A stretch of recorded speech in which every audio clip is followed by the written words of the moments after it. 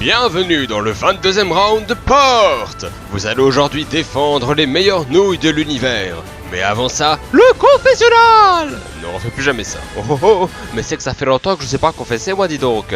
C'est pas l'envie qui me manquait, c'est que je tenais à m'adresser à vous de vive voix. Sauf qu'en fait j'ai la flemme. Enfin bref, je tenais surtout à dire que je suis très déçu de l'élimination de Thunderfire durant l'épisode 19. Car à mon humble avis, c'est lui qui possédait la meilleure blague dans le trio de fin.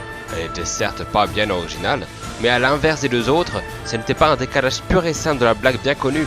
La tournure était certes pauvre, mais justement elle a été tournée autrement, ce qui la différencie pleinement des deux autres, plus que très similaire. Je trouve ça bien dommage que le jury ait préféré délaisser l'originalité au profit de qui a fait le recopiage le plus bête et méchant. Je tiens à préciser que ce n'est en aucun cas une attaque envers Coffre et Frites, ni même envers le jury, juste un pur ressenti personnel.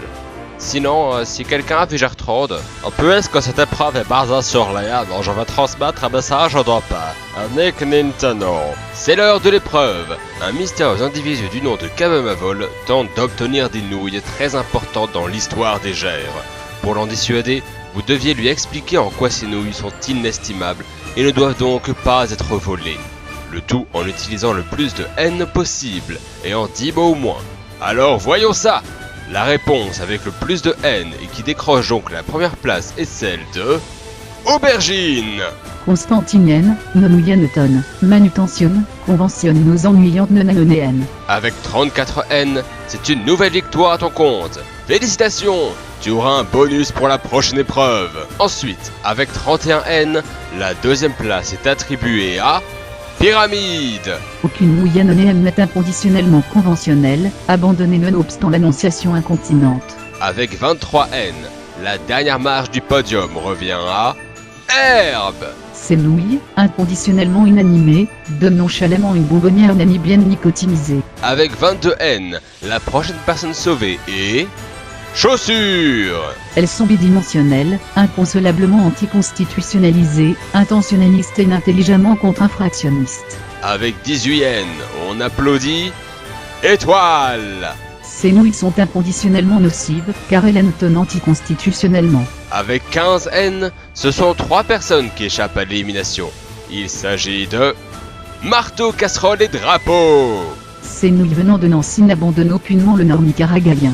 Ces nouilles appartiennent à nos bonnes et nonchalantes nomaines. Nos inconditionnelles nouillances astrales valent 999 yens. Et avec 13 haines, ce sont plumes, nuages, coffres et flammes. Nonobstant ton insubordination à prendre nos nouilles, nique ton ongle. Les nouillances astrales ne contiennent notamment ni colorants ni conservateurs. Ces nouilles matures ont révolutionné les nonnes norvégiennes et néo-zélandaises. Conventionnellement, nul ne devrait enlever nos nouilles, c'est une abomination. Vous l'aurez sans doute remarqué, mais j'ai cité les noms de tout le monde. Ce qui signifie que ces 4 personnes sont à la dernière place à égalité.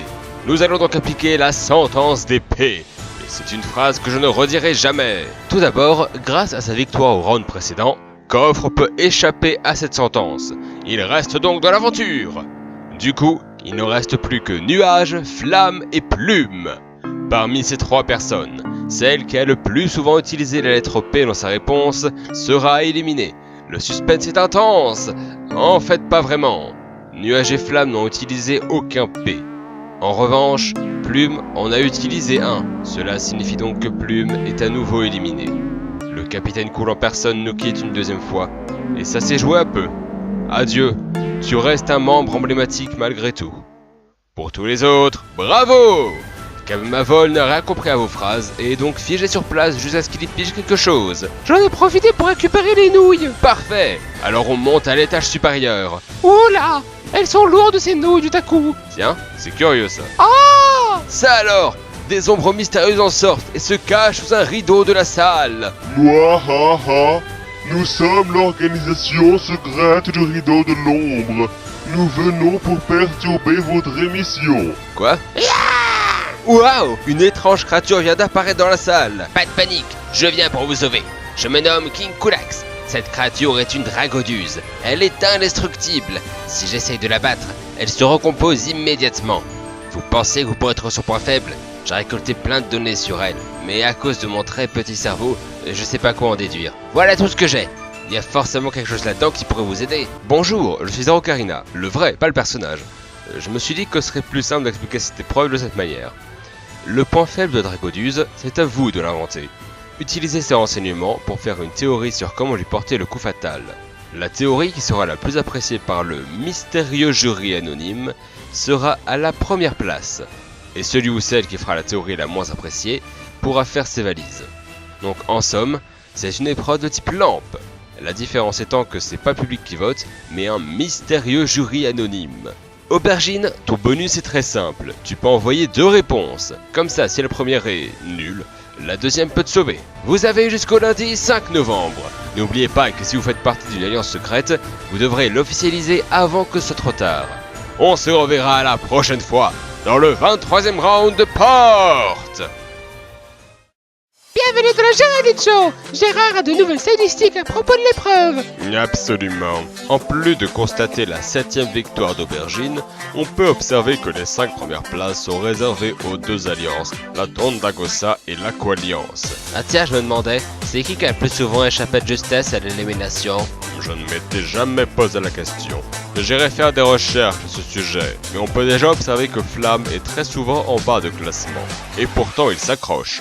Incroyable. Rien n'est encore joué, tout peut arriver. Et à votre avis, c'est quoi le point faible du machin là? On ne peut pas donner de piste. Ce serait considéré comme avoir aidé les candidats. Germaine pense qu'il est allergique à la moutarde. Ouais, celle-là on va dire qu'elle passe. Allez, à bientôt.